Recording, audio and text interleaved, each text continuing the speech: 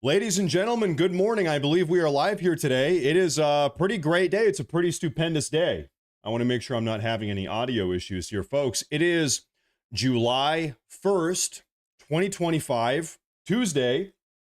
Good morning and good afternoon. Today really is a great day because the Senate has just passed the big, beautiful bill. Now, right out of the gate, what this means is that now the Senate has passed the bill. It has to go back to the House. They're kicking this thing back and forth, making changes, making little amendments to it. But this is the first time that this bill has made its way through the Senate. They made a bunch of changes, a lot of them very good changes. I feel like people focus on the bad stuff more than the good stuff. Two particularly very good changes were made to this bill in the Senate. And now it goes back to the House where it will very likely pass. It's made its way through the House already. Yeah, J.D. Vance stepped in today as the tiebreaker vote. It was locked up 50-50 in the Senate. J.D. Vance stepped in and acted as the tiebreaker. So everybody is talking about this. There's a lot of drama. There's a lot of controversy. So we're going to have probably a 2-hour-long broadcast today breaking down every single thing that is going on. This is a little bit controversial, but in my opinion, you guys know how I feel about this big, beautiful bill. There is nothing more important, politically speaking, going on in this country than the apprehension and deportation of every single illegal alien in the country. If you have an issue with deficit or debt or this or that, none of that matters if we don't fix the invasion that has taken place in our country, okay? Whatever our national deficit is or national debt is, guess what? If we don't get these people out of the country, if we don't permanently lock down the border and deport every single one of these people, it's not going to matter what our national debt is because we're not going to have a country. Our country has been invaded. So as far as I'm concerned, this is a great day. Elon Musk is very upset. We've had 3 Republican senators that have flipped and voted alongside the Democrats. One of them now is no longer seeking re-election. President Trump is weighing in on all of this. Like I said, it's a big dramatic day, but we're going to go ahead and jump right into this if you guys do not mind. Thank you all very much for tuning in. Let's do a total comprehensive recap here. J.D. Vance, just 45 minutes ago, cast the tiebreaker vote. Take a look at that. On this vote, the yeas are 50, the nays are 50. The Senate being evenly divided, the Vice President votes in the affirmative. The bill as amended is passed. There it is. So maybe some people don't know this. We have 100 senators. We have 50 states, 2 senators from each state. In the event that there is a dead tie, 50 yes, 50 no, 50 this, 50 that, the vice president gets to step in and act as the tiebreaker vote. This is one of the reasons why President Trump picked J.D. Vance. He thought he would be loyal. Well, here's that loyalty on display. J.D. Vance walked into the Senate chambers and said, oh, you guys are in a dead tie, 50-50, 50-50, huh? Well, 51-50. So J.D. Vance walked in and helped push along this vote. And now it seems as if President Trump is going to have his budget. We have a quick article I want to read about this with you guys today. We have a lot to talk about. There's a lot to do here. The Senate has officially passed President Trump's big tax break and spending cuts bill as J.D. Vance breaks the 50-50 tie. The outcome capped an unusually tense weekend of work at the Capitol. The president's signature legislative priority teetering on the edge of approval or collapse. It was close. It could not have been closer. In the end, that tally was 50-50 with Vice President J.D. Vance casting the tie-breaking vote. We have a super chat here. I want to take a look. MAGA treated Elon like the Democrats treat black people. Thanks for the money and the votes. Now go away. I don't blame him for being disillusioned. A little bit unrelated to what we're talking about right now. We're going to get into the Elon Musk stuff later. And by the way, I don't agree. I don't agree with what you just said. Elon Musk has found something out about President Trump, and he's having a meltdown about it. Elon Musk has found out that President Trump can't be bought. He tried to do it. Listen, President Trump, he's a self-made billionaire. He's the most powerful man in the world. Elon Musk tried to step in and get this EV electric vehicle mandate shoved into this bill. President Trump ripped it out. President Trump wasn't on board with that. President Trump is like, listen, it can be great. We're friends. I appreciate the support. Thank you very much. But if you think you can buy me, then I'm kicking your ass to the curb. And that is pretty much what has gone on here. And now Elon Musk is having a total meltdown. And we're going to talk about that a lot here a little bit later on in the show. But thank you very much. I appreciate that. Now, 3 Republican senators, Tom Tillis of North Carolina, Susan Collins of Maine, and Rand Paul of Kentucky. Real quick, these are these individuals here. Tom Tillis, Rand Paul, and this is Susan Collins. Susan Collins is from Maine. She is, for all intents and purposes, she is effectively a Democrat. It's not a surprise that this is going on. Rand Paul is a libertarian to a fault. He is too libertarian. He's not even living within the realm of reality anymore. That's how libertarian he is. And Tom Tillis is sort of one of these neocon rhinos. He's not happy about this. He's always been never really the biggest fan of Trump. And so they have all voted against Trump for different reasons. I would say diehard libertarian, effectively a Democrat, rhino over here. But anyway, so they have voted against President Trump. Didn't matter because J.D. Vance stepped in and broke the tie effectively. Now, we're going to keep on moving here. The big, not so beautiful bill has passed, Rand Paul said after the vote. The difficulty it took for Republicans who have the majority hold in Congress to wrestle the bill to this point is not expected to let up. The package now goes back to the House, where Speaker Mike Johnson had warned senators not to deviate too far from what his chamber had already approved. If you guys remember, about a week and a half ago, the House Republicans actually passed this bill. It was very close. There was a 1-point differential. They barely passed it through. They kicked it over to the Senate. The Senate initially didn't like it. They made some changes. They made some amendments to it. And now it has passed in the Senate today. Well, now it has to go back to the House. Now the House has to look at the changes that the Senate made. And now they have to vote on it as well. So they're kicking this thing kind of back and forth. I think it's fair to say it is harder to pass this bill in the Senate than it is in the House. So the fact that this bill got passed in the Senate today is a big freaking deal. Odds are, if I had to bet right now, this thing is going to get passed in the House also, and then it's going to show up on President Trump's desk. Let's keep on moving here. The Senate did make changes, particularly to Medicaid, risking more problems as they race to finish Trump's July 4th deadline. President Trump has been talking a lot. He wants this bill to be on his desk by the 4th of July, Independence Day. It's a big thing for him. It's very important for him. So maybe, guys, folks, now the House is going to vote on this bill tomorrow, Wednesday, July 2nd. There is a possibility that this bill gets passed tomorrow and it's actually on President Trump's desk by July 3rd, one day ahead of schedule. We got to see, or it could catch some issues in the House, and then we're back to square one. Then we got to start over. Also, when we're talking about Medicaid, I made a video about this yesterday. The Democrats are screeching, Medicaid, Medicaid, Medicaid. This bill, the big, beautiful bill, the big, nasty bill is cutting Americans off of Medicaid. Well, is it really? It's cutting well over a million illegal aliens off of Medicaid, 1.3 million to be exact. They're getting kicked off Medicaid. And then, as you guys might have noticed, a lot of Americans during the recent COVID-19 pandemic a couple years ago, they started working from home, or they just stopped working altogether. A lot of people stopped working altogether. They've just been kind of chilling for the last 2 or 3 years, doing nothing, just kind of hanging out. They haven't gone back to work now that the pandemic is over. Now, a lot of those people, because they are unemployed, they have started collecting Medicaid payments. Okay, well, one of the conditions of this bill is saying that, well, listen, you guys have to go back to work. No more Medicaid for people that are able-bodied, that can work, but that have just chosen not to work. So that's one of these deals with this big, beautiful bill. So when the Democrats are saying, oh, well, it's kicking Americans off of Medicaid, well, yeah, it's kicking a couple million Americans off of Medicaid that should never have been on it in the first place. That is true. They should go back to work. That is true. And then also it's kicking well over 1 million illegal aliens off of Medicaid also that shouldn't even be in the country in the first place. Okay, so we're going to deport those people. By the way, listen, this big deal, listen, for me, I've talked about this a lot. My biggest deal, it sounds negative, no, my favorite part about the big, beautiful bill This is over $100 billion for border security and deportations. We're hiring over 10,000 ICE officers. We're hiring 3,500 border patrol officers.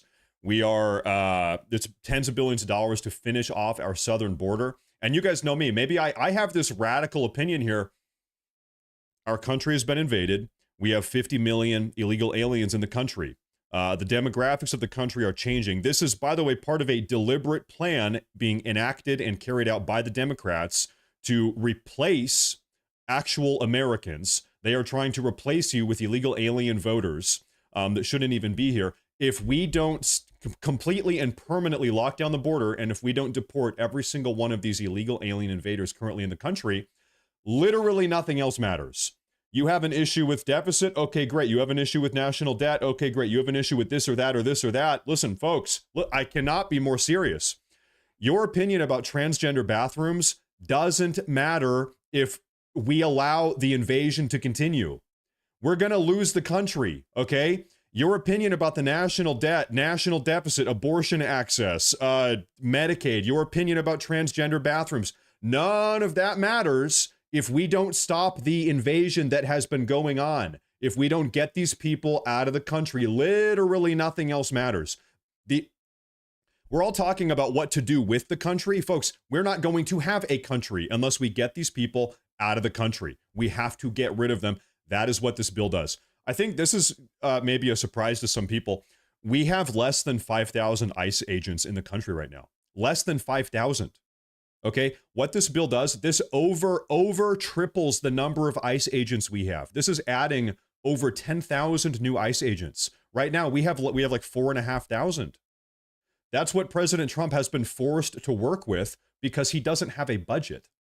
That's what this does. We need to stop the bleeding. Okay, we got to suture up our wounds before we can worry about something else. It's like, imagine a guy, he's like gushing blood out of his neck. And he's bleeding out, and then he's also thinking, oh man, I've got 3 years until I can retire. What am I going to do in my retirement? Maybe I'm going to go on a vacation to Fiji. And it's like, hey, dude, you're going to die. Like, you're bleeding out. You're not going to be alive in 5 minutes from now, let alone 3 years from now when you can retire. You are going to die. That is our country. Our country has been dying. We have been invaded. We have to fix the immediate problem, which is the illegal alien invasion. Nothing else matters, okay? Nothing else matters until we can fix that issue.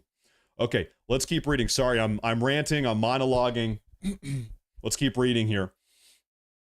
The difficulty it took for Republicans who have the majority hold in Congress to wrestle the bill to this point is not expected to let up. The package now goes back to the House, where Speaker Mike Johnson had warned senators not to deviate too far from what his chamber had already approved a week and a half ago. But the Senate did make some changes, particularly Medicaid. We talked about that.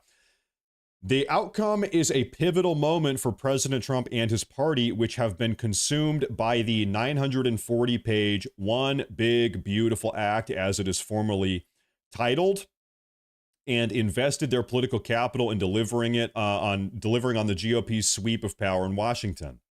Trump acknowledged it's very complicated stuff. This bill is complicated as he departed for the Florida, Alligator Alcatraz earlier today. That's where he was this morning.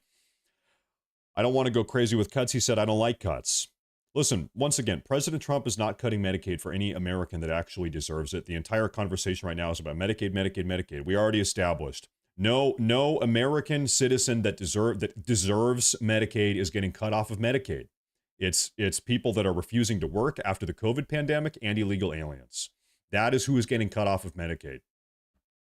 What started as a routine but laborious day of amendment voting in a process called Votorama spiraled into a round-the-clock slog as Republican leaders were buying time to shore up support. They did it. They pulled it off. So Senate Majority Leader John Thune of South Dakota was desperately reaching for last-minute agreements between those in his party, worried the bill's reductions to Medicaid will leave millions without care, and his most conservative flank, which wants even steeper cuts to hold down deficits, ballooning with the tax cuts.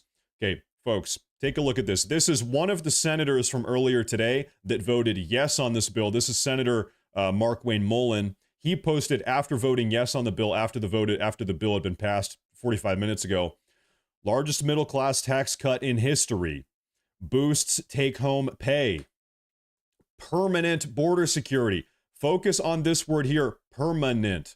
Folks, what happens if, God forbid, we have President Alexandria Ocasio-Cortez 3.5 years from now, or President Kamala Harris 3.5 years from now? Nothing is certain. We can't lock that in. This is, who the hell knows what happens in the future? President Trump has another 3.5 years in the White House. Then what? We need to make our border security so strong, so robust, so permanent that even if a Democrat gets back in the White House, even if they get the House and the Senate back, it's going to be almost impossible to dismantle what we build now. This has to be permanent. So not only is this building a permanent fortification, the border wall that we've been talking about for 10 years, they'd have to tear down the wall. Good luck with that, right? This wall's going up now. Well, assuming this bill gets passed in the House, it's going back to the House. This also allocates a budget for another 10,000 ICE officers, for another 3,500 Border Patrol officers. It's going to be hard for them to get rid of that if they do get back in power someday, God forbid. Mass deportations. This is very important. No tax on tips or overtime. Lower energy costs. It's the drill, baby, drill. Made in USA manufacturing. Reshoring made in America. American domestic manufacturing. Increases the child tax credit. That's great. I have 2 kids. $507 billion deficit reduction. Maybe some people don't know. Our national debt, it's like debt. It's how much you owe. The deficit is the rate at which we are going into debt. What's our negative cash outflow every single year? How fast are we building debt? That's the deficit. So this is slashing the deficit. He says, promises made, promises kept. Promises made, promises kept. We're going to move on. JD Vance, who acted as the tiebreaker vote today, has been tweeting a lot about this. I want to hear from JD Vance. He's kind of the man of the day here. He posted this last night, 13 hours ago. The thing that will bankrupt this country more than any other policy is flooding this country with illegal immigration and then giving those migrants generous benefits. The man is speaking the truth, and they hated him because he spoke the truth.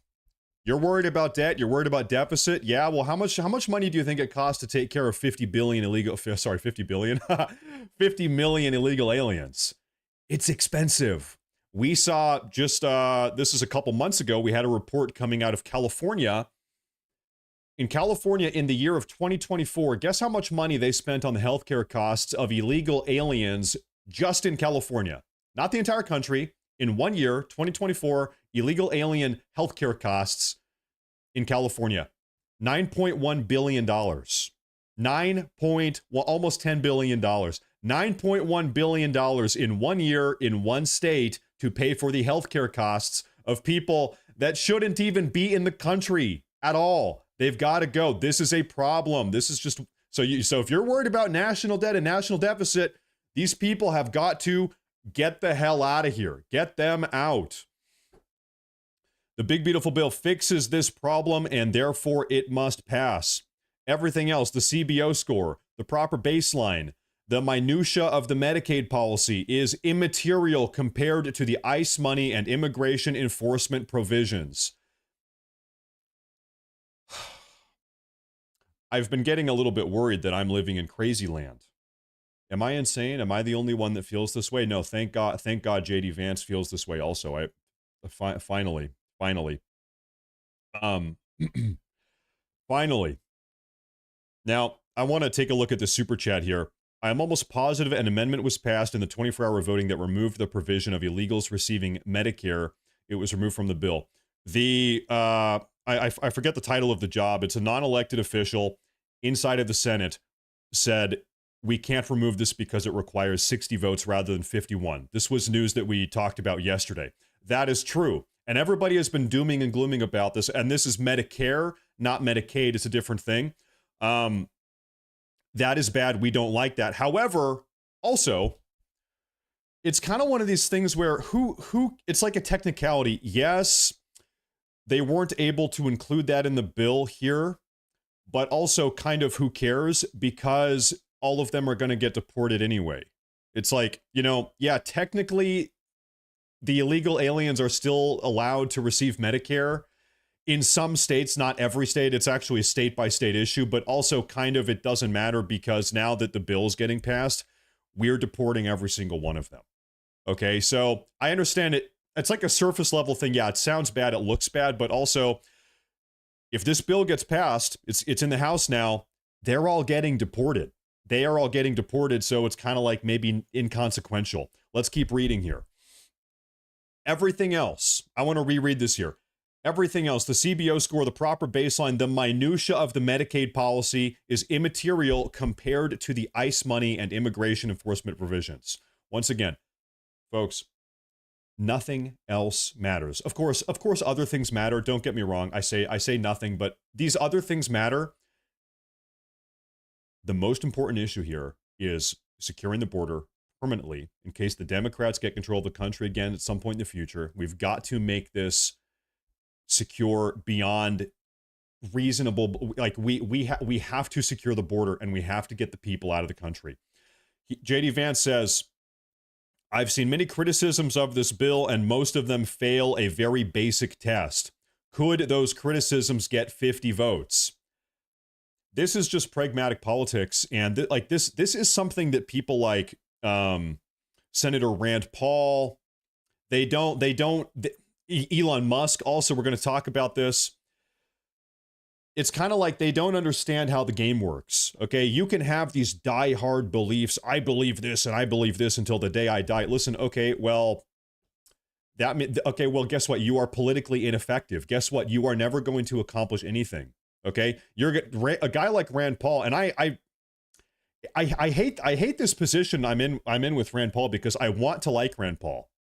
Really, on a human level, I like Rand Paul. I kind of get Rand Paul. I want to like him. But he is just completely politically ineffective. He is clinging to these diehard libertarian beliefs so staunchly that he's willing to let the country die. Like, if everybody operated in accordance with his beliefs, our country would die. Like, our country would continue to get invaded by millions and millions and millions of illegal aliens every single year, over and over again. Guess what? Are we ever going to have Rand Paul's libertarian utopia if we have another 50 million illegal aliens in the country?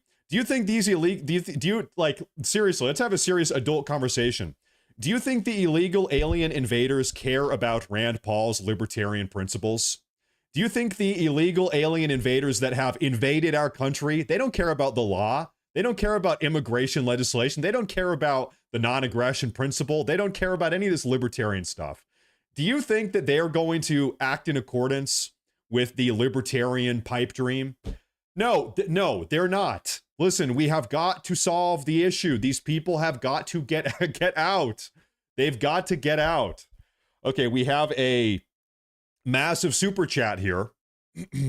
Michael P, $49.99. He says, what a great surprise. Trump wins again. We win again. And Matt's bringing us this excellent coverage. God bless. Thank you very much. I appreciate that. I appreciate that a lot. I appreciate that a lot. Like all of these diehard, staunch libertarian beliefs and principles, it's like, in a perfect marshmallow, gumdrop, unicorn, rainbow fantasy land, it's like, yeah, this stuff sounds pretty good. But we don't live in gumdrop, gingerbread house, unicorn, rainbow fantasy land. We live in reality. There are evil, terrible people that don't care about your libertarian principles. There are a lot of people that are looking to take advantage of you and steal from you and leech off of our nation and desecrate our nation's history. And like they don't give one shit about any of that. And guess what? We have 50 million of them in the country. We've got to do something about it. That's how I feel. Okay, so anyway, thank you very much. We don't live in gumdrop lollipop land. I wish we did. I wish my house was built out of gingerbread. And I wish instead of driving my Volkswagen every day, I had a unicorn to ride around town that farted out chocolate chip cookies. But I don't have that. Okay? I wish I did. But I don't. Instead, my town is full of illegal aliens, and I want them deported. We got to get them deported. Let's keep reading this here. I've seen many criticisms of the bill, and most of them fail a very basic test. Could those criticisms get 50 votes? The answer is no. As the president told me earlier today, for a good idea to become policy, it has to have the votes. Without the votes, it's a useless idea on a piece of paper. Especially considering if the big beautiful bill fails, taxes go up and ICE doesn't get the budget it needs.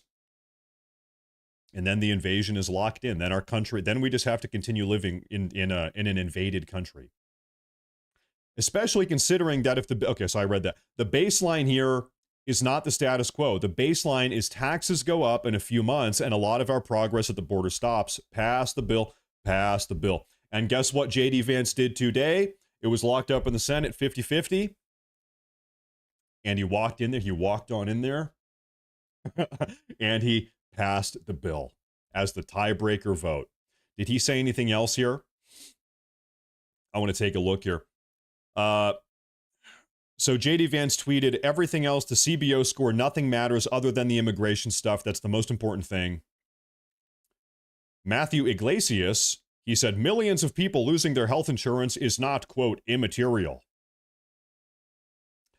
This guy wants, J.D. Vance chimed in, he said, this guy wants to bankrupt the country. He wants to bankrupt Medicaid by importing millions of illegal immigrants and giving them health care that ought, by right, go to his fellow citizens. Now he pretends to care about them. The dishonesty is off the charts. Listen, guys, the only reason we have Medicaid is because we have people that have jobs and pay taxes. We have, thank God we have enough functioning, contributing members in our society that have jobs, they pay taxes, they pay into these social service systems. That's why we get to have things like Medicaid and Social Security and et cetera, et cetera.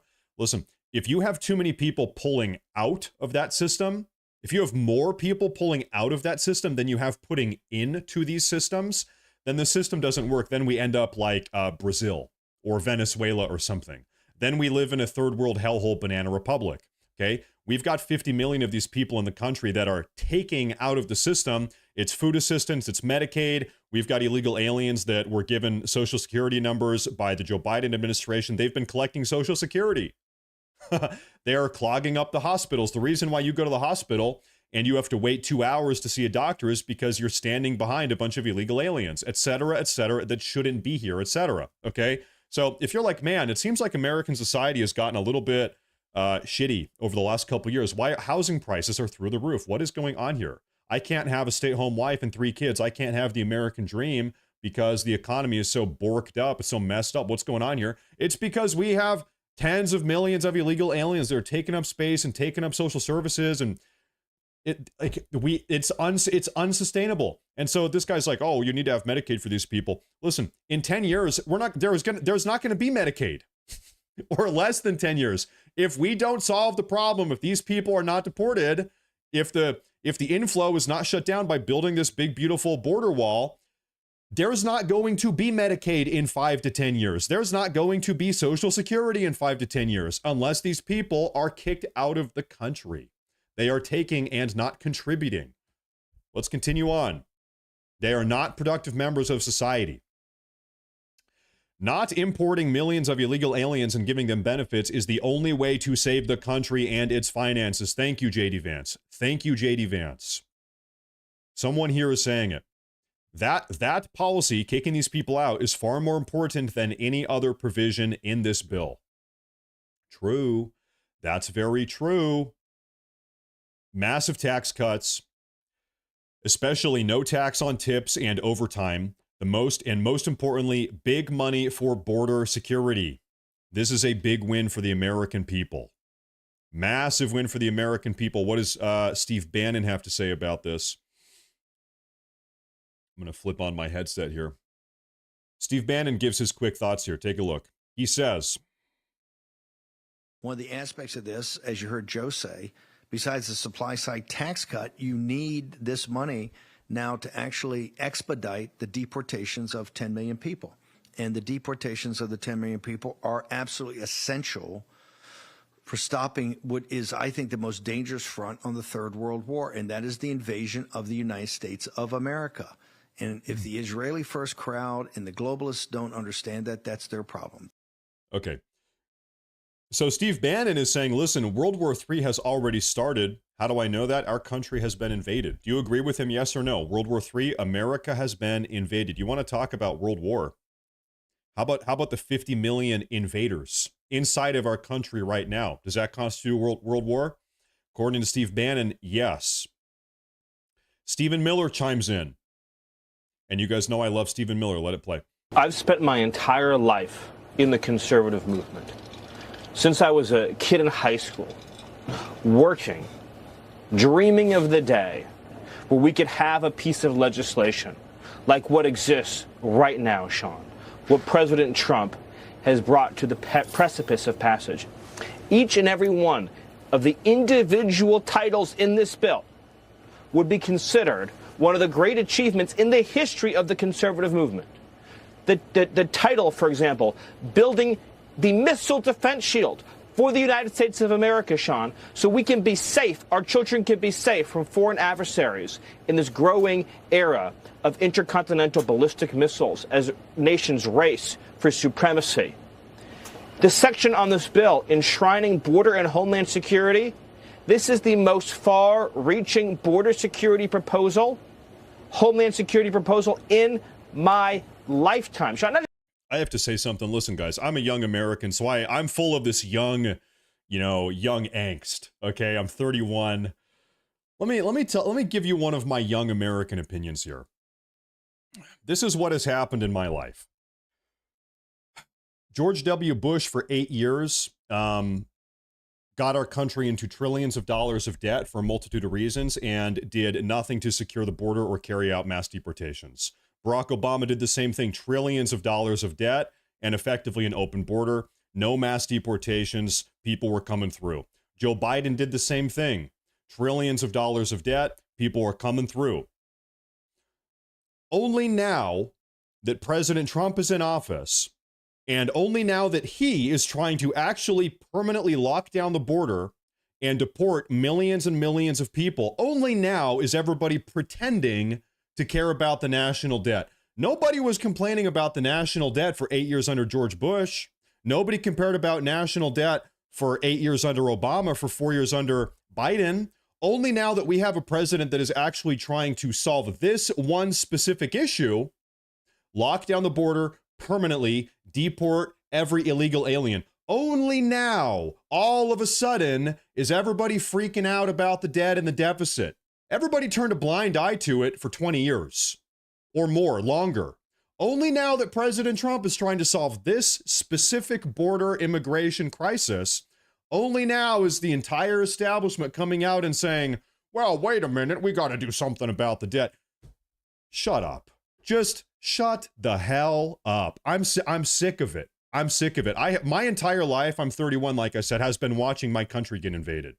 My entire short life here has been watching every year the country deteriorate. Okay, you guys, some of you guys are older. You remember back to the 70s or the 50s, and you say, man, the glory days. My life has never had glory days. My life, every year of my life as a young American has been watching the country deteriorate. Every single year, it's worse than the year before. And only now that we have someone like President Trump actually trying to fix these issues, only now does this entire Washington establishment that has turned a blind eye to debt and deficit for 20, 30, 40, 50 years, only now are we being gaslit and told that, oh, now we have to worry about the debt and the deficit.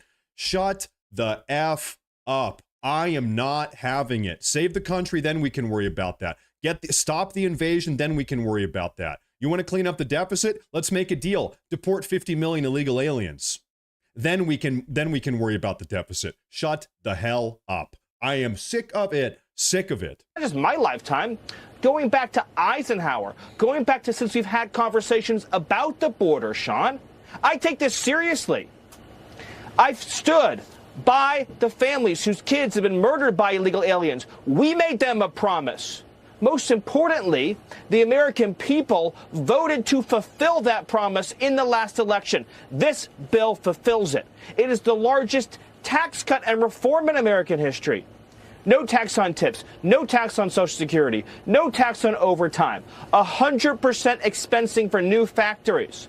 Think about that. Every single business owner with a dream of manufacturing in America can deduct 100% of that cost to make the American dream come true here in the United States. Here's another one for you, Sean. the largest welfare reform in American history. Work requirements on food stamps, work requirements on Medicaid, the two largest welfare programs that exist, and now we are attaching work requirements to those programs. Orders of magnitude larger than the welfare reform that Republicans enacted into law in the 1990s. I am sick and tired of the lies about this bill that have been perpetrated by opportunists who are trying to make a name for themselves. This is the most conservative bill in my lifetime. Tax cuts, defense, border security, homeland security, welfare reform, and the largest spending cut in one bill that has ever been enacted. So, Sean, let's work together. Let's pass this bill. Let's get it to President Trump.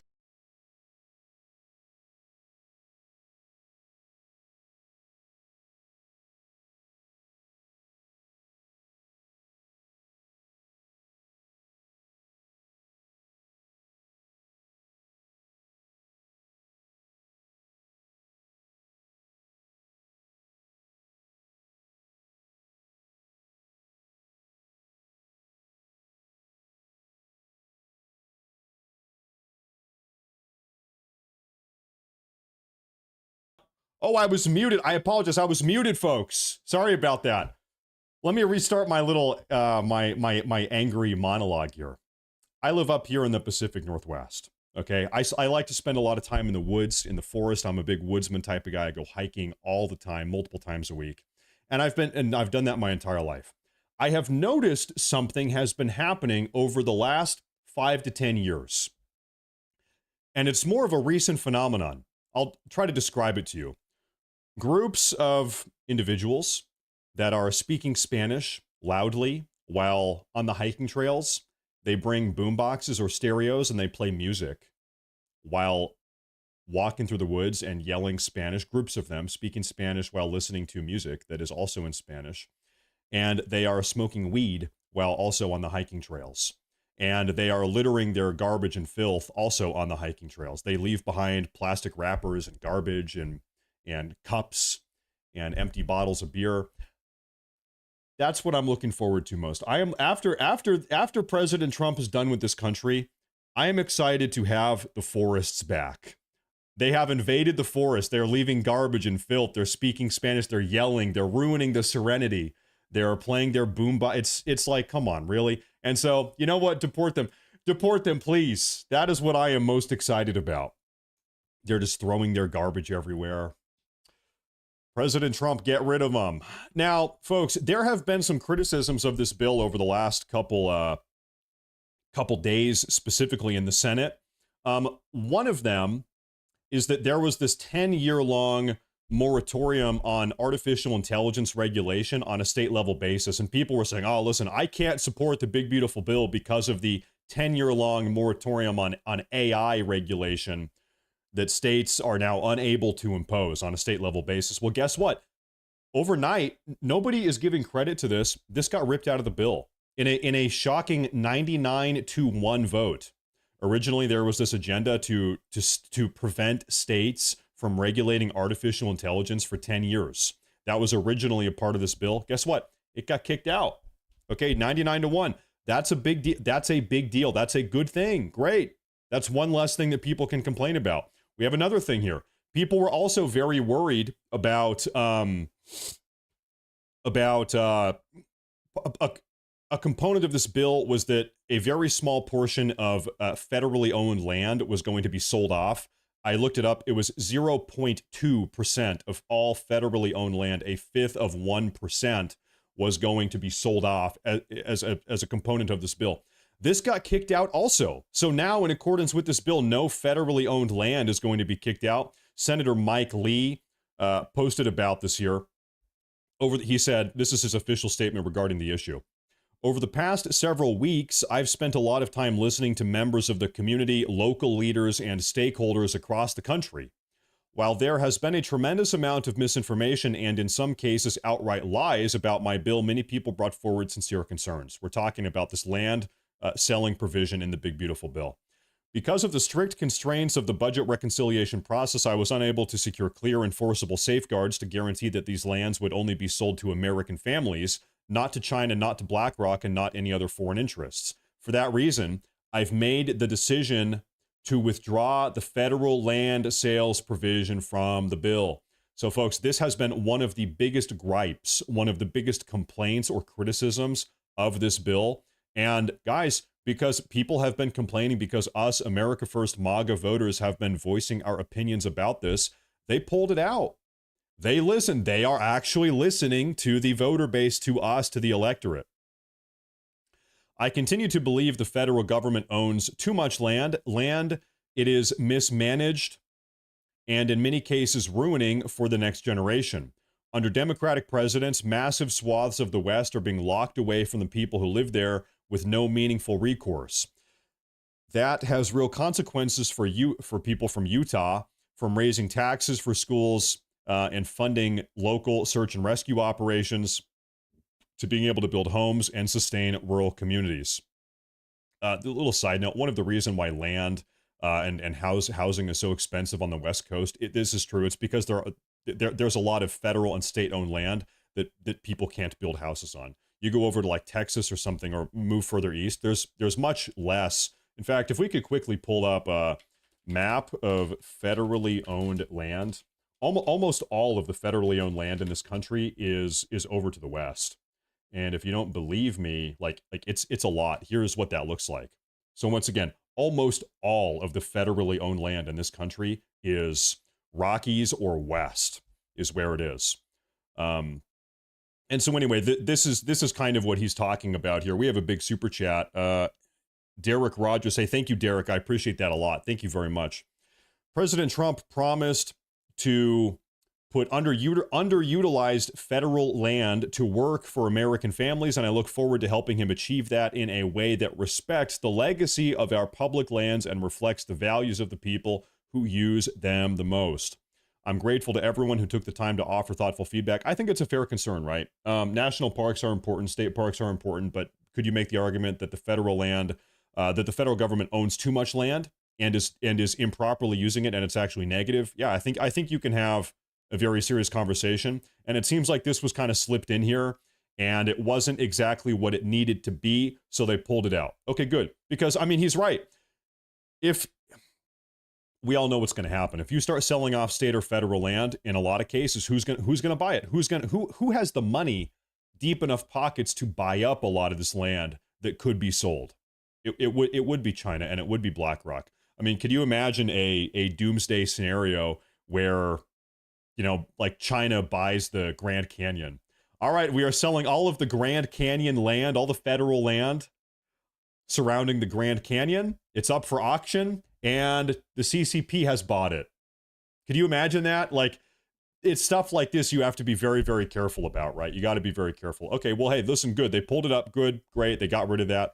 So anyway, this round of Senate revisions here has actually in a lot of ways made the big, beautiful bill even better. But still, Senator Chuck Schumer is absolutely melting down. And I want you to take a look at just a little snippet here. They don't have the votes right now because their caucus is in disarray, fighting with each other and trying to shove down America's throat a deeply unpopular bill that in one sentence, the first amendment I did said, we cannot cut taxes for billionaires if we cut a penny of Medicaid. They hated that because in sum, what their bill does in a sentence is have. Here's a little exercise for you folks tuning in today. Who here has a family member, a friend, a coworker, a relative, somebody that is parroting this talking point? The big, beautiful bill is tax cut for billionaires. The only reason President Trump is doing these cuts is to make room for tax cuts for billionaires. Billionaires, tax cuts for billionaires. Who here has heard somebody say that?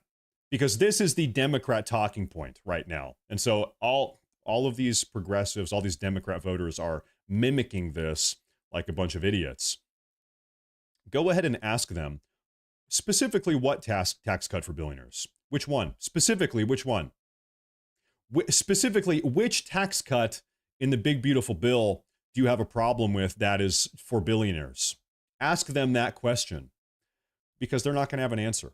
There is no answer. They don't have an answer. They're idiots. They're repeating a talking point that is just bogus. Have billionaires win and have families lose, taking money away from health care, taking food out of the mouth of hungry children to give a greater tax break to billionaires. I don't have anything against them, but they don't need a tax break, especially when it comes at the expense of hardworking people who are going to be hurt. And so once again, who is getting kicked off of Medicaid? Who? It's Americans that have refused to go back to work after the COVID-19 pandemic. You know, during the COVID pandemic, a lot of Americans kind of just opted out of the workforce, and they've just been kind of chilling and collecting benefits because they're unemployed. Those people, able-bodied Americans that have just refused to work, instead decided to collect entitlements. You got to go back to work. Those people are getting cut off. And I think they should get cut off. If they can work, go to work. And then also, it's illegal aliens. We have millions of illegal aliens that are collecting American entitlements. And that's a problem. That's a big problem. Okay. Now, look at this one here. News. I just got the name struck off this bill with a move on the floor in the Senate. It is no longer named the One Big Beautiful Bill. The bill is Big Ugly Betrayal of the American People. What's going on, Chuck Schumer? I raise a point of order against page 1, lines 3 to 5 of the pending amendment, which violates Section 313B1A of the Congressional Budget Act of 1974. The point of order is sustained. The text will be stricken. This is such sore loser, petty, lame behavior. Guess what? The bill got passed in the Senate today. You tried your hardest, Chuck Schumer. You failed. You lose. You are a loser. And so what is he doing? He's doing these little weird, petty jabs. Nice one, Chuck Schumer. Now, ladies and gentlemen, now we are going to talk about Elon Musk. Elon Musk, for the last 12 hours or so, has been absolutely crashing out about this bill. He's trash-talking President Trump again. He's trash-talking the big, beautiful bill. We all saw about a month ago he did the same thing.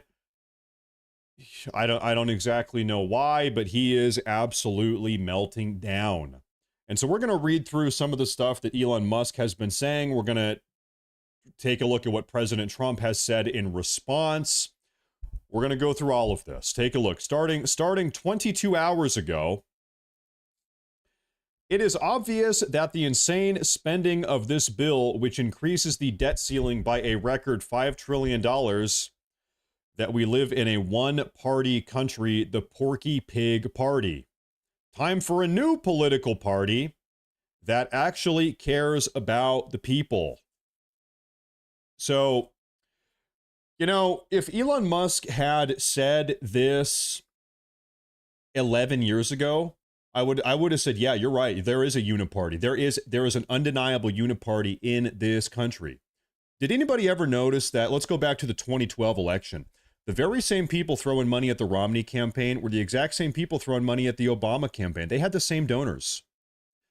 You had these elites, okay, these supra political elites throwing money on both sides of the equation, financing both, hedging their bets. Okay, so if you want to make an argument for uniparty, everything before President Trump, I think you can make a pretty good argument, okay?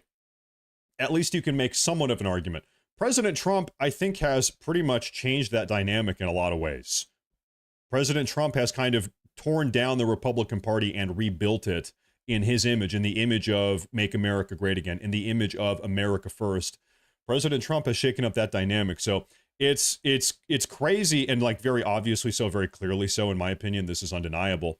President Trump has shaken up that uniparty dynamic that has been in Hollywood, in Washington, D.C. for a very long time. So it is crazy to say this after 10 years of Trump now. He wants to make a new political party. This is something that he talked about probably 3 weeks ago, maybe 2 weeks ago. He's going to call it the America Party. It's the America Party is what he wants to call it. In my mind, this kind of highlights the degree to which Elon Musk is politically inept. And I hate to be rude, but that's just my opinion here. For better or for worse, maybe it would be good if we had a third political party. I don't know, maybe that would be a good thing. it's like we live in reality. Once again, we don't live in gumdrop lollipop land. A third party is like probably never going to happen. In fact, you might remember, who here is old enough to remember this? In the year 2000, President Trump ran for 3 or 4 months. He ran a presidential campaign as a member of a third party. I think it was called the Independence Party, I think is what it was called. Anyway, Trump had a 3 or 4 month long presidential campaign in the year 2000. He was competing against Pat Buchanan. I think maybe David Duke was also competing in that party, trying to get the nomination. Anyway, so after 3 or 4 months, President Trump pulled out. He said, listen, it's not worth it. It's not going to work. And so what did President Trump do? President Trump paid very close attention to how American politics work. He spent 15 years after the year 2000 thinking, how does this work? If I'm going to do this, what do I need to do? He realized it's almost impossible to make a third party in America. What do you have to do? You have to hijack a pre-existing party. You've got to hijack one of the already existing American parties. So what did President Trump do? He said, listen, I'm not going to make a third party. I'm going to hijack the Republican Party and rebuild it from the ground up. And what we have witnessed over the last 10 years is a 10-year restructuring, reformatting, rebuilding of the Republican Party. That's what President Trump has done. Undeniably so. If you compare the Republican Party today under President Trump's leadership to the Republican Party 15 years ago in 2012 or 2010, totally night and day difference. So to me, I'm paying attention to this stuff. The fact that he actually thinks he has an option to make a third party, it's like, good luck, I guess, but it's not going to happen. It's not going to happen. There's a reason why the Bernie Sanders Democratic Socialists have failed. There's a reason why the Libertarians have failed. There's a reason why the Independence Party in the year 2000 failed. It doesn't work. You've got to work within the confines of these two parties, for better or for worse. And I think probably for worse, but that is the reality in which we live. So anyway, he wants to make a new political party, is what he wants to do, because he's so upset over this bill. Let's keep reading what else he had to say here. Every member of Congress who campaigned on reducing government spending and then immediately voted for the biggest debt increase in history should hang their heads in shame, and they will lose their primary next year if it is the last thing I do on this earth. Okay, folks, I hate to say this. What does this mean? They will. He's saying if you voted for this bill, the big beautiful bill, you are going to lose your primary next year if it is the last thing I do. Guys, Elon Musk has just declared war on the current Republican Party, on President Trump's Republican Party, the Make America Great Again Party, the America First Party. Elon Musk has just declared war on that. He said, listen, we've got 50 senators that voted for this bill. We've got 215 Republican House reps that voted for this bill. He's going to spend his vast wealth, his hundreds and hundreds and hundreds of billions of dollars of wealth, to primary those people out. He's declaring war on those people. He said, if you voted for this bill, you are gone, is what he's saying. Good luck, I guess. Good luck, I guess. I think this is not going to work out the way he thinks it's going to work out. That's what I think. You need to keep in mind, everybody, listen, Elon Musk is in a tough situation. I don't know if he realizes this. Everybody left of center hates Elon Musk because he's supported President Trump, right? Remember this. In fact, these people were just blowing up his Tesla dealerships 4 months ago. Okay. So every Democrat, every progressive hates Elon Musk. And so now what Elon Musk, after he's burned all that capital with people on the left, now he's burning all of his political capital with people on the right.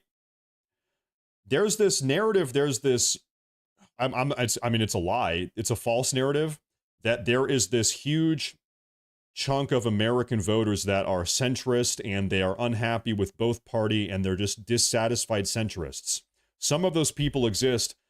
That group of people in America actually is really not that large. We have polling on this. Rasmussen was talking about this. Mark Mitchell with Rasmussen polling the other day was talking about this.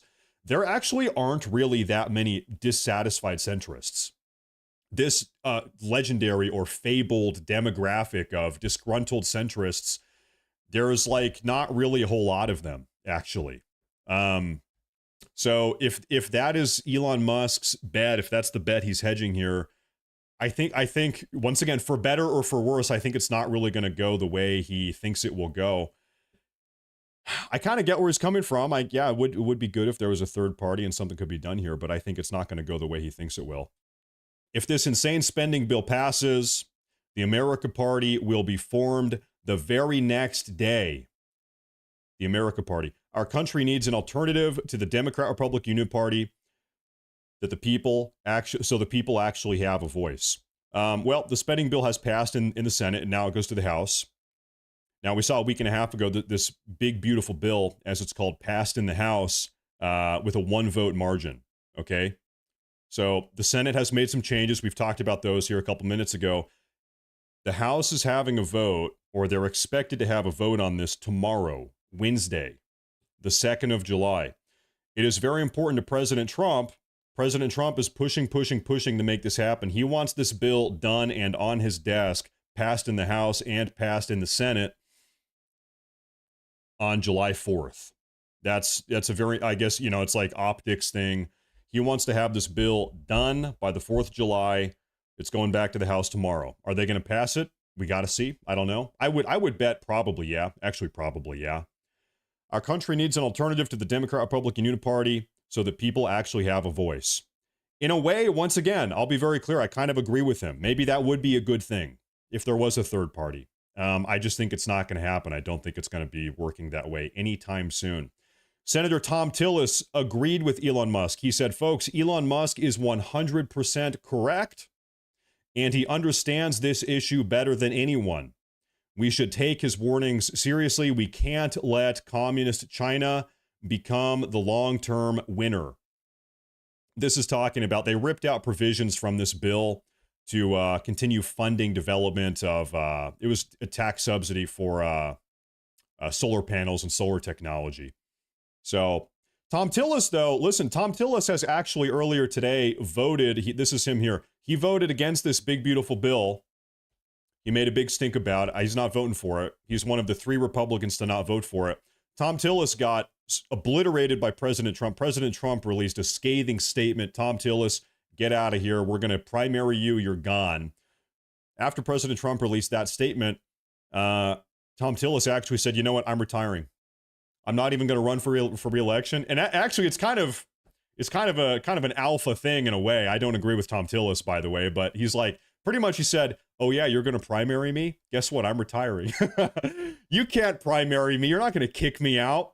You can't fire me. I quit, is what he said pretty much. So, okay. All right. More power to you, I guess. He's gone. So he's just peacing out. Anyway, so he was on Team Elon here. Did Elon Musk post anything here of substance? I'm taking a look. They just pretend to be 2 parties. Really, it's just one big uniparty. He's doing the uniparty thing. Elon Musk is very clearly posturing to create a third party. And we're talking about the difficulties of creating a third party. It is really, really hard and maybe impossible. But if anyone can do it, it is the richest man in the world, I suppose. If he is hell-bent on doing this, maybe, just maybe, he can do it. Maybe he could. Now, President Trump released a comment on everything that Elon Musk has been saying for the last 12 or 24 hours. 24 hours. Donald Trump posted this late last night. He said, Elon Musk knew long before he so strongly endorsed me for president that I was strongly against the electric vehicle mandate. It is ridiculous and was always a major part of my campaign to not have the EV mandate. Electric cars are fine, but not everyone should be forced to own one.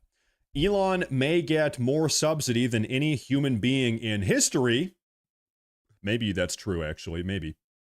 By far, and without subsidies, Elon would probably have to close up shop and head back home to South Africa. President Trump is kind of othering. He's othering him. He's making Elon Musk seem like an other. Go back. Hey, maybe he's got to go back to South Africa. He's different. He's other. He's not as American. He's reminder. He's from South Africa. No more rocket launches, satellites, or electric car production, and our country would save a fortune. Perhaps we should have the Department of Government Efficiency take a good hard look at this. Big money to be, so this is just a slap. in the face. Hey, Elon Musk, that whole Department of Government Efficiency thing that you came up with, the Doge, the DOGE, it'd be a real shame if the DOGE were to start digging through your subsidies to find if there's any waste, fraud, or abuse in your business dealings, Elon Musk. That's a slap in the face. You know, as a reminder here, Donald Trump is, you know, back in the day, he was effectively like a New York City real estate type of gangster tycoon. Listen, and sometimes, very rarely still, because he's getting old and he's kind of refined. He's not as sharp. I'm not sharp in that way, but anyway, he's become a little bit less rough around the edges, is what I'm trying to say. But sometimes you see this like 1980s New York City real estate gangster reemerge, because you know it is deep inside of him, right? This is like a mafioso gangster type of threat a little bit. You know what I mean? Maybe I'm reading too much into that. It'd be a real shame if something bad were to happen to your business, is what that is. Now, this is earlier this morning. A reporter asked President Trump about Elon Musk. We have a video here. Take a look. Oh, my headset turned off. Give me 3 or 4 seconds here.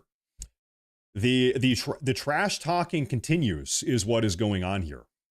Okay, my headset's good. The rest. We got a lot of hostages back, but we're going to talk about that. Quiet. I don't know. I think we'll have to take a look. We might have to put Doge on Elon. He said, do you think Elon Musk might be deported? He said, I don't know. We might have to put Doge on Elon. You know what Doge is?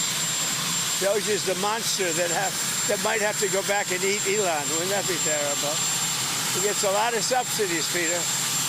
But Elon's very upset that the EV mandate is going to be terminated. And you know what? When you look at it, not everybody wants an electric car. I don't want an electric car. I want to have maybe gasoline, maybe electric, maybe a hybrid, maybe someday a hydrogen. If you have a hydrogen car, it has one problem. It blows up, you know? So I'm going to give that one to Peter. I'm going to let Peter test it out. Yeah, they had a big accident with hydrogen vehicles in the mid 1930s. It was called the Hindenburg. That was a big problem. Now, of course, so from President Trump's angle here, he's talking a lot about why is Elon Musk mad? Well, it's because of the EV mandate. They ripped it out of the bill. It's about the EV mandate. That's why Elon Musk is so mad. Elon Musk has publicly on numerous times denied that his frustration or anger is about the EV mandate. According to Elon Musk, the reason why he is so mad is because of the deficit. It is because of the national debt. Elon Musk, at least this is what he's saying. He has really, really latched on to the idea of debt deficit. We gotta reduce it. We gotta shrink it down. And so that's why he is so perturbed. That's why he's so bothered about this big, beautiful bill, because he thinks it's super, super detrimental for the debt and the deficit. Now, according to President Trump, it's all about the EV mandate. I'm sure this is a multitude of things. I'm sure this is a multifaceted issue. I'm sure it's not only about the debt. I'm sure it's not only about the deficit, and I'm sure it's not only about the EV. I'm sure there are other things behind the scenes also. I will say this. You know, regardless of what you think about Trump or Musk or any of this, what Elon Musk said, this is 3 or 4 weeks ago. Remember the last time Elon Musk had a meltdown on Twitter, probably 3.5 or 4 weeks ago, where he effectively called President Trump a child predator. For me, that's just, it's like you're hitting below the belt at that point. You're telling me that you are going to publicly, you're the wealthiest man in the world, one of the most influential men in the world. You own the website. Okay. You are going to go out in public because you're upset about debt and deficit. You're going to call the president, you're going to imply or insinuate that he is a child predator. Really? He said, here's the big bombshell that nobody wants you to know about. Donald Trump is on the Epstein list, is what he said. That's the insinuation that he is diddling kids, for lack of a better way to put that. It's like, really, man, really? For me, that's a low blow, and it's a problem because I don't know about you guys. I want to like Elon Musk. I think he generally is a bigger positive for humanity than he is a negative for humanity. I like what he's doing with electric vehicles and SpaceX and trying to colonize Mars and all of these things. I like the functions that he serves or performs, but the guy is a little bit unstable. That seems to be the case. Who here has read the book Meditations by Marcus Aurelius? It's the pretty much the predominant text regarding the philosophical school called Stoicism. You want to be stoic. If you're a man, you need to be in control of your emotions. You can't be emotionally volatile. You need to be cool, calm, and collected. You need to be stoic. Okay. In my mind, Elon Musk is like the exact opposite of what it means to be stoic. He is emotionally volatile. He does have unhinged outbursts. He will punch below the belt if you slightly irritate him. The guy is all over the place. He is the opposite of stoic. Maybe, I don't know, but he was freaking out. For me, that was kind of the breaking point. It's like, listen, Elon, I want to like you. I really do. I want to like you so badly, but that was a dirty blow, man. That was a bad shot. Matt chimes in. He says, Elon is a backstabber, another Mike Pence. I hope Trump never trusts Elon again. Plus, Elon raised a son who turned into a girl. Okay. This is what I would do if I were President Trump. I would just ignore him. I would just, and it's like, who am I to tell President Trump what to do? So what the hell do I know? However, I'm going to do it anyway. I would just totally ignore him. Whatever Elon Musk has to say, don't even give him the time of day. Don't even acknowledge him. At this point, don't even talk about him. Don't release a little Truth Social post like this. Don't post this. Don't talk to the media about it. Just completely, who? Elon who? Huh? What? Anyway, moving. Listen, President Trump has a country to fix. President Trump, he was elected to do a job. Arguing about Elon Musk on Twitter was not that job. Fix the country, deport everybody, whatever you need to do, whatever people voted for you to do that, save the economy, whatever. But, just ignore the guy. Just ignore the guy. If he really is unhinged, if he is just this crazy unhinged guy, just gotta ignore him. If you're walking down the road and you're walking by somebody else's house and they've got a dog in their yard and the dog is barking at you, rah, rah, rah, rah, rah. You don't stop and say, man, hold up. Why is that dog barking at me? I need to sit here and have a discussion with that dog. I need to sit here and argue with the dog. I'm going to pause my life and I'm going to spend time, emotional energy, arguing with this dog that is barking at me. No, you don't do that. That's stupid. It's a dog. Okay? Dogs are going to bark. You keep walking. You keep moving on. Whatever. It's not worth the energy. It's not worth the emotional investment. Just keep on. You got places to be. Forward. Keep going forward. Right? Steve Bannon chimes in about this, about Elon Musk's crash out here. What does he have to say? There are no coincidences, folks. That one of the four horsemen of the apocalypse on AI is Elon Musk. The company Tesla making cars is imploding. He's trying to shift it to an AI company. It shouldn't be lost on you. His fight against President Trump has nothing to do with that. Right, nothing to do with that. His immaturity, even talking about how you go about it, it's a huge problem. As you know, we've been fighting this thing on War Room. His immaturity in doing it shows you it's just he's a clown. This is all about he got cut out of EV, he got cut out of his subsidies. He understood where President Trump stands and having the back of the American people who are very concerned about AI. It may have tremendous benefits. It's clearly going to be in every part of life, but the American people want to have a say-so in this. Right, the little guy says, "Hey, I think my voice ought to be heard." That was what yesterday was. And so, real quick, now Bannon here is talking about the AI component. I wasn't even thinking about that. Check this out. In this big beautiful bill, not only have the EV subsidies or EV mandates, the EV components of this bill been cut out, also the AI mandate has been cut out. Remember, we talked about this about an hour ago now. There is a component of this bill. Do I still have this up on the screen? Right here. There was a component of this big, beautiful bill that said, listen, states on a state level are not able to regulate AI for 10 years. Part of this bill, and this was a bad component. Thank God they cut it out late last night. They said states are now unable to regulate the development of artificial intelligence for 10 years. There's a decade-long moratorium on AI regulation. And this pissed off a lot of people. I didn't like this. We talked about this earlier in my previous broadcast. You guys, nobody liked this. You guys didn't like this. Well, overnight, a couple hours ago, they actually cut this out in a 99-1 vote. I don't know who the one was. I'm curious now. But anyway, Democrats and Republicans both agreed to cut this out of the bill. Okay. Do you think this pissed off Elon Musk also? Because now because Elon Musk, we're all looking at Grok. There's Grok. I use Grok every day. Elon Musk is invested in the AI game and the EV game. Did this piss off Elon Musk also?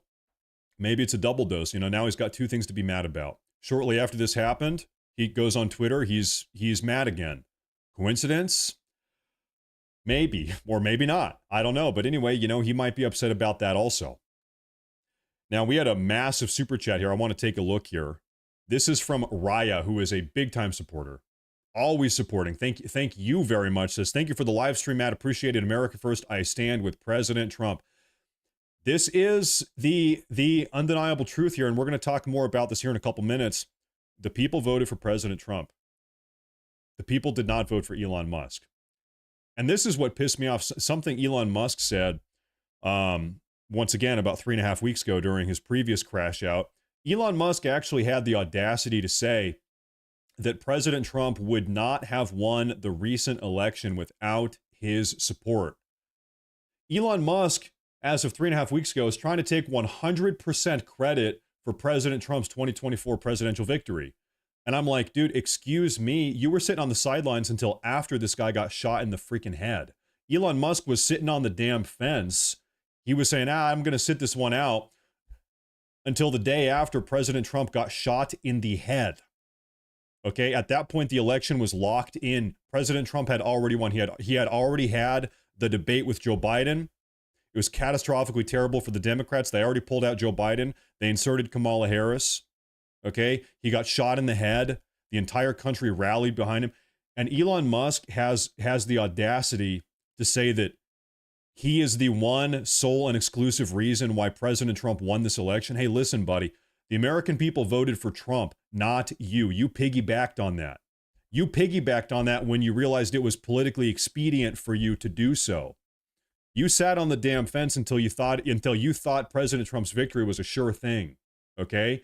When things were kind of up in the air, you said, I don't know, I'm going to sit this one out. Only after the entire country knew that Trump was going to win this thing, only then did you support. And by the way, I'm not saying that Elon Musk didn't do anything. I'm not saying that Elon Musk was inconsequential. I appreciate and I value that Elon Musk helped President. He did help. It's undeniable. He helped. You can't deny that. But the reality, President Trump would have won this election without him. That is also a fact. That is also a damn straight fact. I think Elon Musk.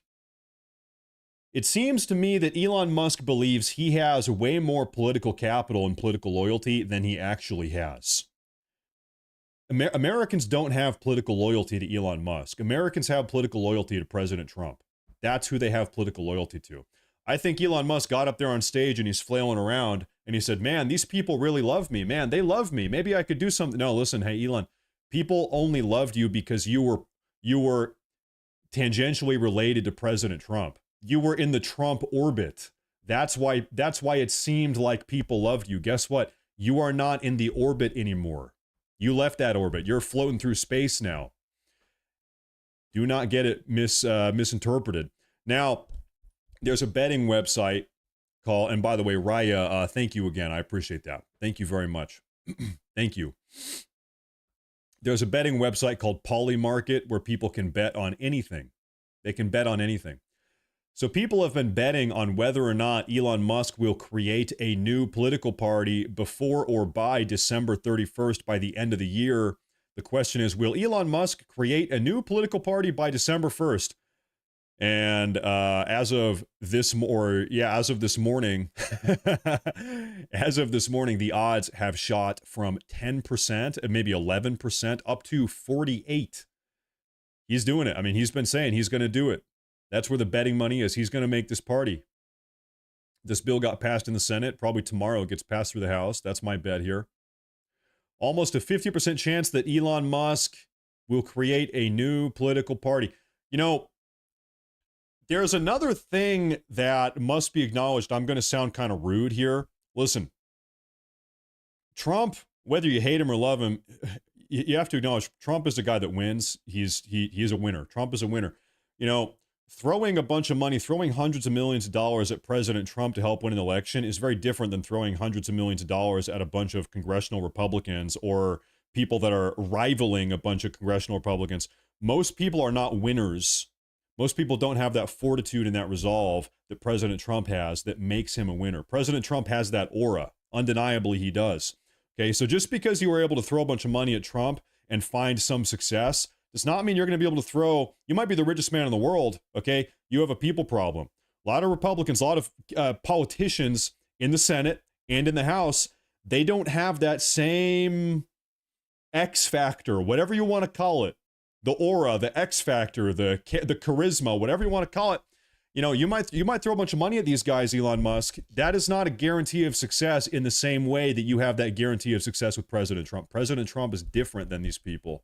So he might end up throwing, you know, $1 billion out here in midterms, and you're going to get nothing for it. That could very easily be the case.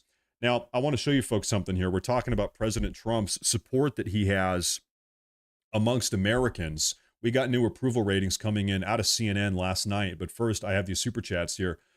Musk, we won, not you. Hey, we do America flag. We love America flags. America first. Thank you very much. I appreciate that super chat, though. There was another one here. I think I missed it. It was from Derek Rogers. Dude lied about PoE 2, and he sucks at Diablo 4. Yeah, maybe. Yeah, that's probably the case. I don't really care a whole lot about that, but yeah, maybe that's the case. That's probably the case.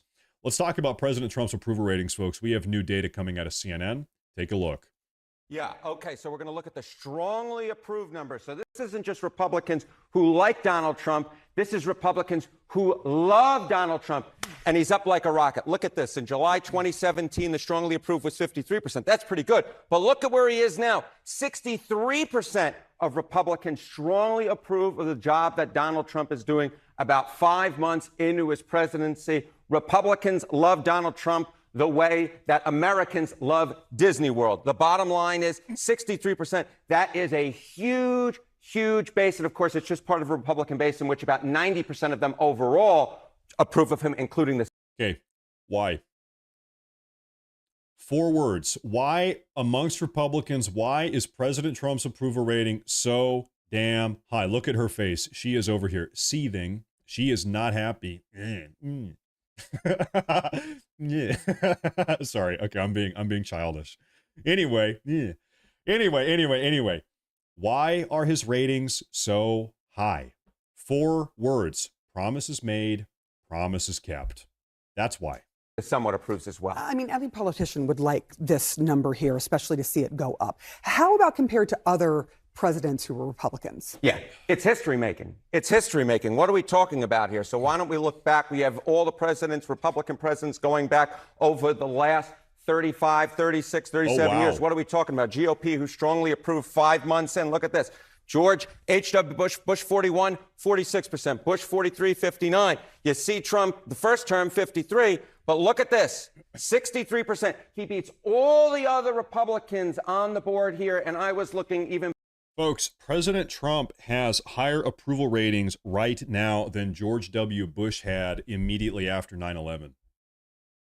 I think it's fair to say that, probably. Wow. Back since Reagan. And get this, Donald Trump beats Ronald Reagan when it comes to the strongly approved 5 months. And of course, Reagan was coming off that high after that assassination attempt. So the bottom line is Donald Trump is making history with the Republican base. He is more beloved by this Republican base than any Republican base loved any GOP president 5 months in. It is history making. It is a striking number. Tillis stepping aside after I wish they would show, we don't have Reagan up here. I wish they put Reagan up. President Trump threatened to primary him. The question is, how effective is Trump's endorsement? We know it can hurt, but how effective is it? Yeah, okay. So, you know, the bottom line is if you're a Republican lawmaker, you see this 63%, you say, my goodness gracious, you do not want to go against Donald Trump because the Republican base is with Donald Trump. And it's not just the polling. We actually have the data to show that the Republican base is with Donald Trump. The Times Trump endorsees won the GOP primary for governor and congressional races. Look at this. 2024, 96%. 2022, 95%. 2020, 98%. The bottom line is this. 95% plus of the time, the Trump endorsed candidate wins in GOP primaries. And even in the cases where Donald Trump endorses a challenger to an incumbent, the majority of the time, that challenger wins. So Donald Trump is a winner in Republican primaries. You go against Donald Trump, to quote the movie Good Burger, you go in the grinder. Donald Trump is the key nugget. His endorsement is the key nugget in a GOP primary because he's historically, strongly popular with the GOP And now base. there's going to be a surprise primary in North Carolina. So it is going to be very, very hard for somebody like Elon Musk, who's trying to make a third party from the ground up, from scratch. It's going to be pretty damn hard to compete with endorsement rates like this. Now, my mind kind of goes off in a different spot here. I'm thinking, who's going to be president in 2028? Are we going to have a Republican primary in 2028, similar to like the one we had in 2016? Remember in 2015, we had 10 different Republicans up on stage. You had Ted Cruz, Marco Rubio, Donald Trump, you had Jeb Bush, you had all these people, Mike Pence, you had up on stage, all of them trying to become the Republican candidate in 2015, 2016. Well, that was pretty historically unique, because it really was a free-for-all. You had 10 people up there. Now, I think, listen, this is President Trump's party. You call it the Republican Party. This is the Trump Party. This is the MAGA Party. This is the America First Party. So who's going to be the Republican candidate in 2028 once Trump is done? Whoever President Trump endorses. I always think about this. Let's say President Trump endorses J.D. Vance. Is anybody going to try to step up and say, no, listen, I should be that guy? I know that President Trump endorsed J.D. Vance or whoever, but you know what? I think I should be that guy. I don't think anybody is going to try to step up and fight against the President Trump endorsement. I think that is probably political suicide to do that. You got to be an idiot to do that. Now, folks, the White House here, I want to show you something. How do I get rid of this? Whoa. The White House Twitter page actually released a new update going over some details of the big, beautiful bill. And we can read through this here. This is a breaking news alert. The one big, beautiful bill puts America first. Let's read bunch of bullet points. Delivers the largest tax cut in history for middle and working class Americans. Bigger paychecks of $10,000 more in annual take-home pay for families. No tax on tips. No tax on overtime. No tax on Social Security. Now, there was big drama about a month ago where it was going to be no tax on the first couple $1,000, I think 30,000 or some. No, it wasn't quite that high, maybe 12,000. It was no tax on some of your Social Security, and everybody was mad about that, rightfully so. And then they actually flipped it back. Okay, now it is back to no tax, 0% tax on Social Security. Now, little side note, I am 31. I don't collect Social Security. I had no idea prior to about 6 months ago that there are taxes on Social Security. How freaking ridiculous is that? If like, I had no idea that this was even a thing. There should have never been a tax on Social Security. This should have never been a thing. How stupid is this? I had no idea. Some of you guys have been paying taxes on your Social Security payments. That is absurd. Never should have been the case. No tax on Made in America auto loans. Protects 2 million family farms from punitive double taxation. Permanent increase on the child tax credit supporting over 40 million families. Now, this is I've got 2 kids. I think it bumps it up from 2,000 up to 3,000, the child tax credit. Does the BBB increase the child tax credit? I just want to know exactly real quick. I'm getting the update here. That's great. Okay, it bumps it up to 2.5. Right now it is 2,000, and then it bumps it up to 2,500 is what it does. So it's a permanent increase to the child tax credit supporting over. Oh, wait, no, I'm sorry. That was the House version. The Senate version that just got passed today is actually 2,200, a little bit less. So it bumps it up from 2,000 up to 2,200 is what it does. Okay, a very small boost there. Also, a vote against this bill is a vote for the largest tax increase in history. It rescinds billions in funding for the Green New Scam. It restores fiscal sanity, slashing deficits by roughly $2 trillion. Eliminates waste, fraud, and abuse from bloated federal programs. Permanently secures our borders. That border security permanence is very important. Because we need to keep in mind here, folks, for a long time, we have had federal immigration legislation on the books. The same immigration laws that Joe Biden had for his 4 years are the same laws that Trump is working with right now. The difference is Trump is enforcing them and Joe Biden did not enforce them. Okay, he just chose not to enforce the laws. Now, God forbid we have a President Kamala Harris or a President Tim Walz or a President Alexandria Ocasio-Cortez 3.5 years from now. Guess what, folks? They're just going to do what Biden did. They're just going to not enforce the already existing border laws. They're just going to open up the border again in the same way that Joe Biden did. And so this is why it's very important. Very clearly, the legislation is not enough. We have to construct a physical barrier. We have to actually build a robust physical barrier or an entire apparatus, multi-layered apparatus to shut this down. Otherwise, they're just going to do what Joe Biden did. And even then, I guess maybe it's not guaranteed, but we got to try.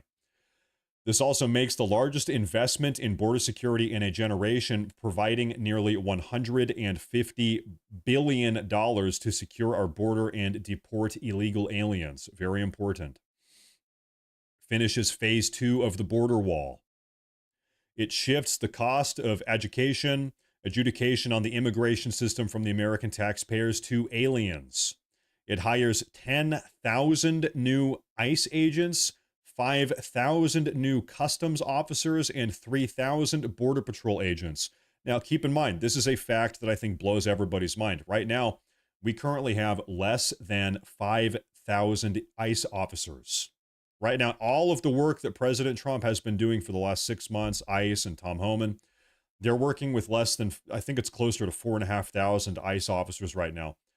This is 10,000 new ICE officers, okay? So if you're one of these people that's like, man, we need to pick up deportations, we need mass deportations, we need to deport way more people. What this bill does, it over triples the number of ICE officers we have on the ground carrying out deportations. It's an increase of over threefold is what this is. It's massive, colossal. It funds the Golden Dome missile defense system to confront 21st century threats is what it does. The Golden Dome. You've heard of Israel's Iron Dome? We've got the Golden Dome, as it's called. It delivers the largest Coast Guard upgrade since World War II, stopping fentanyl and criminal cartels by sea. It modernizes our military to ensure it has the resources to be a ready, lethal fighting force after 4 years of weakness by the Biden administration. It ends Biden's war on American energy and drives down the energy costs. Unleashes domestic oil, gas, and nuclear power, restoring energy independence. Now, so this is a recap update coming out of the White House. I want to show you folks something here. We have some updates. President Trump is down in Florida talking about all of this stuff as it is unfolding, and I want to show you some of this stuff here. First off, folks, the House has just officially scheduled a final vote on the big, beautiful bill for tomorrow. We were talking about this. It was kind of speculative. Now it is concrete. The House. With that being said, he took orders from other people, and he was really doing the orders. And you could say he was. Folks, am I still live here? Are we good? I think YouTube just had a hiccup. I think this is a YouTube problem. My personal internet never actually went down here. I think this was a big YouTube issue. But if we're good, then we're good. We're good. Okay, something is going on with YouTube, folks. Sorry about that. He was very loyal to them because it must have been very hard for him to stand up and sit up and, talk about what he allowed to happen to this country and be serious about it. So he was given orders. If he wasn't given a pardon, I could see looking at that. In fact, why don't you take a look at it, Kristen? He was impeached, but yeah, it was just a fake impeachment. Mayorkas. It was a fake impeachment. Why don't you take a look at it? I think he was so bad. They were all so bad. Look, it was the worst president in the history of our country. We've had some bad ones, but he was the worst president. But somebody told Mayorkas to do that. I don't want to defend Joe Biden too much here. Between you and me, though, I don't think Joe Biden even knows 1/10 of the stuff that he did. Okay, I think he was snoozing. He's taking a nap in the Oval Office, and other people are just working the auto pen and pushing stuff through. I don't think Joe Biden even knows what the hell happened during his own presidency. Seriously. That, and he followed orders, but that doesn't necessarily hold him harmless. So take a look at it. Very good question, actually. Thank you. So, folks, Mayorkas might be under DOJ investigation here pretty soon. That might be happening here any day now. In fact, this might be worth looking into and making an entire YouTube video about. I might do that later today. That's a big deal. This whole Mayorkas thing, that is a big deal. Christy Noem chimes in. Officers and our Border Patrol officers for what they do every day. They are out on the streets, and violence against them has increased over 500% since Trump has gone back into the White House because he's upholding the law and because a bunch of liberals, socialists, and Marxists are out there lying about what President Trump is doing. President Trump is upholding freedom by what he is doing. The freedom to live safely in this country and to do things legally and to have justice. And because those liberals, and I'm calling out you, CNN, I'm calling you out because you lie every single day about what these operations are. We are going after murderers and rapists and traffickers and drug dealers and getting them off the streets and getting them out of this country because Joe Biden let the worst of the worst come in here. The other day I was talking to some marshals that have been partnering.